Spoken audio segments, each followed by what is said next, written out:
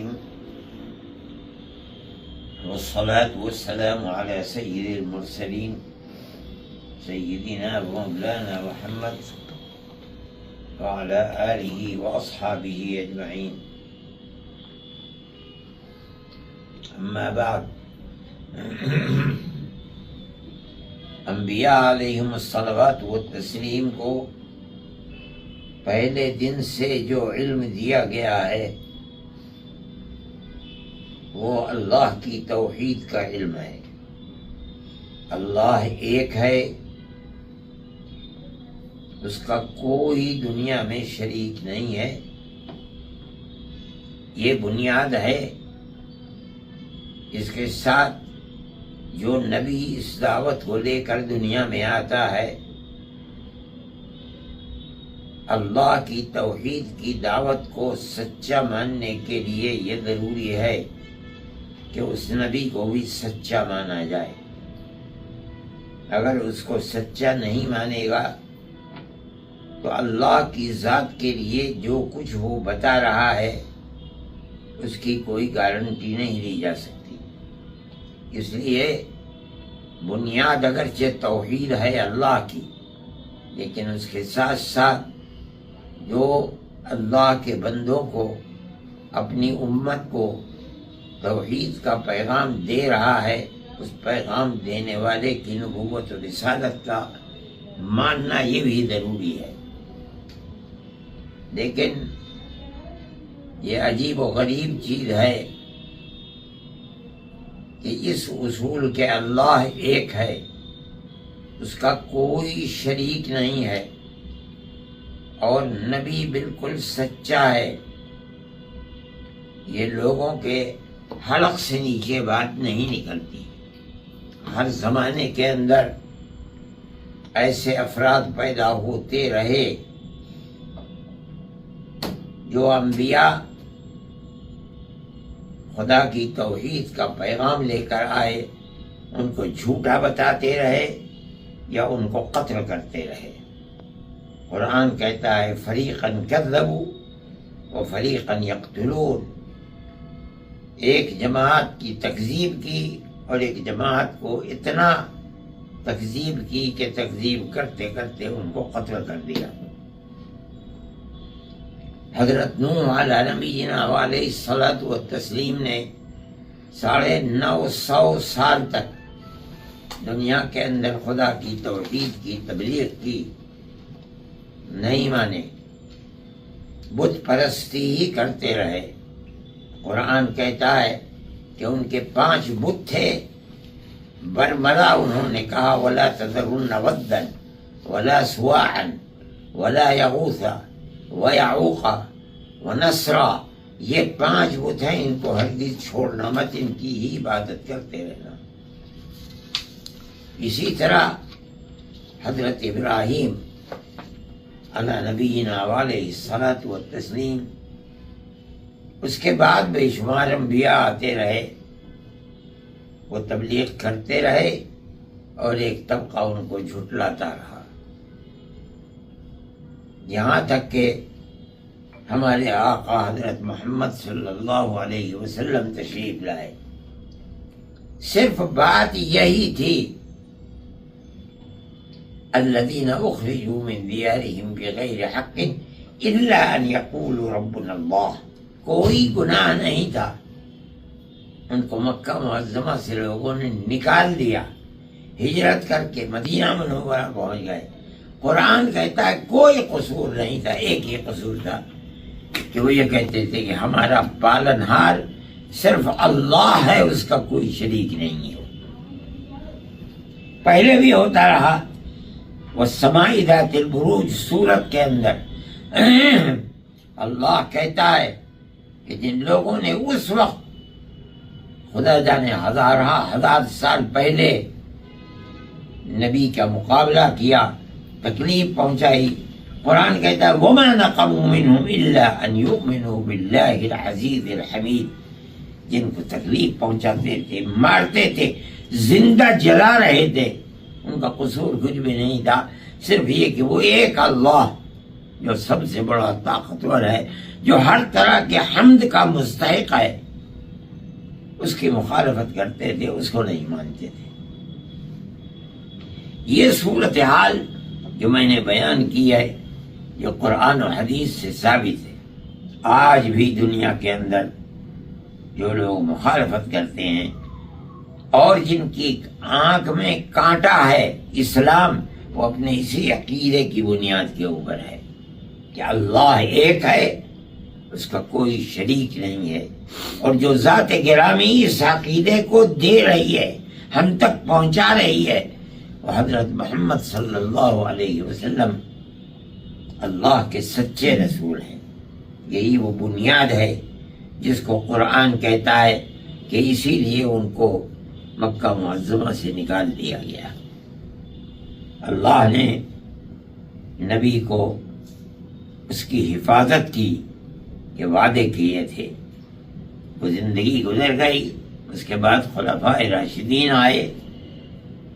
اس زمانے کے اندر بھی ایسے افراد پیدا ہوتے رہے کہ جو توحید و خداوندی کے منکر تھے، اللہ کے نبی حضرت محمد صلی اللہ علیہ وسلم کو سچا نبی نہیں مانتے تھے۔ آپ جب تشریف لے گئے تو ان کے لیے دروازہ بالکل کھل گیا۔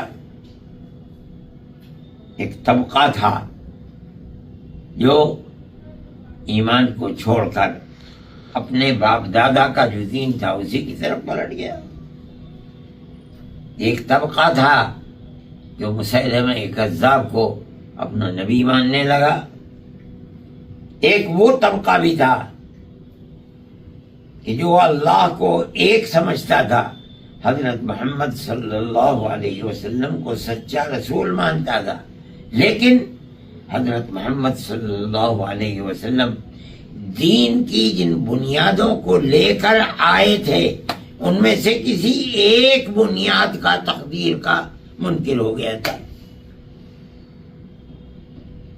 حضرت عمر رضی اللہ تعالیٰ عنہ کی سمجھ میں بات نہیں آتی تھی، لیکن ابو بکر صدیق رضی اللہ تعالیٰ عنہ کھڑے ہو گئے، کہا کہ نہیں، دین نام ہے، سچے نبی پر ایمان لانا یہ بھی دین کا ایک جز ہے۔ اگر نبی جن چیزوں کو لے کر آیا ہے ان میں سے ایک رائی کے دانے کے برابر بھی کسی چیز کا منکر ہے، اس کا مطلب یہ ہے کہ نبی کی صداقت سچائی کا منکر ہے،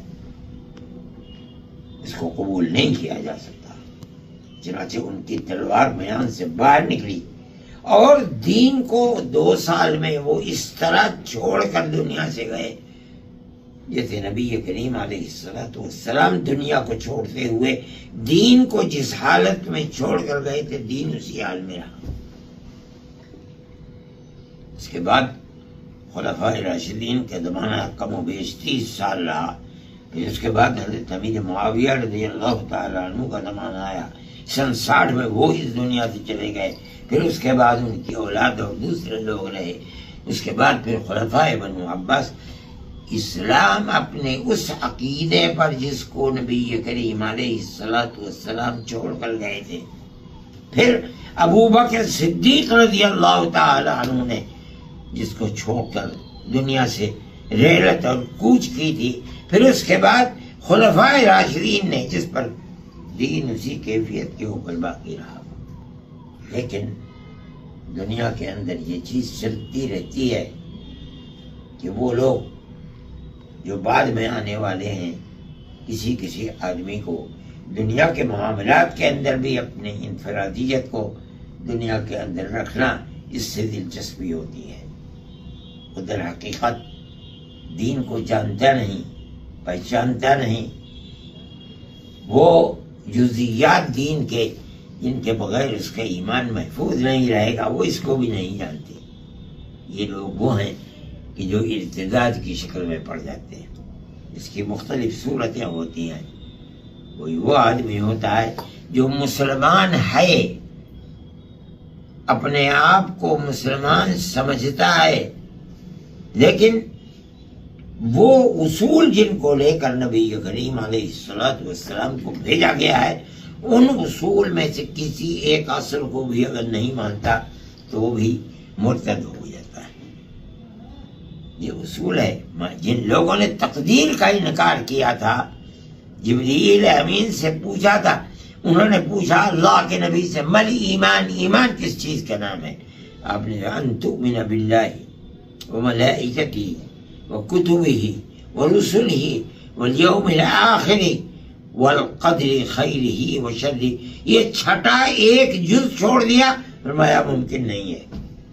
اس کا مطلب ہے کہ رسول اللہ صلی اللہ علیہ وسلم دین کی جس تصویر کو چھوڑ کر گئے ہیں، بعد میں آنے والے لوگ اس تصویر کو بدل دیں اور ابو بکر زندہ رہے گا، یہ کیسے ہو سکتا ہے؟ قیامت تک یہ اصول اپنی جگہ پر باقی رہے گا۔ جو لوگ ارتداد کی روش کو اختیار کرتے ہیں، اس کا مطلب یہ ہے کہ وہ دین کے اصول کو نہیں جانتے ہیں۔ یہی بنیاد ہے کہ اللہ کے نبی کے چھوڑے ہوئے دین کو اس ڈگر سے ہٹا کر کے وہی سمجھتے ہیں کہ ہم نے بہت بڑا کام کر لیا۔ ارتداد کی یہ شکل بھی ہوتی ہے، ارتداد کی یہ شکل بھی ہوتی ہے کہ وہ پورے دین کو چھوڑ دے، ختم کر دے۔ میں نہیں مانتا ہوں۔ ارتداد کی یہ بھی شکل ہے کہ وہ اس دین کا فرد تھا ہی نہیں، تو عیسائی ہے، یہودی ہے، لیکن وہ یہ ثابت کرتا ہے، کہتا ہے کہ دین اسلام کے اندر یہ خرابی، یہ خرابی، یہ خرابی ہے۔ اب دنیا جس طرف چل رہی ہے، جو زمانہ اللہ کے نبوت سے دور ہوتا جا رہا ہے، قیامت سے قریب ہوتا جا رہا ہے، وہ روشنی جو آپ کی ذات والا صفات سے نکلی تھی وہ مدھم پڑ رہی ہے۔ دنیا کا اصول ہے قیامت تک وہ مدھم ہی ہوتی چلی رہ جائے گی۔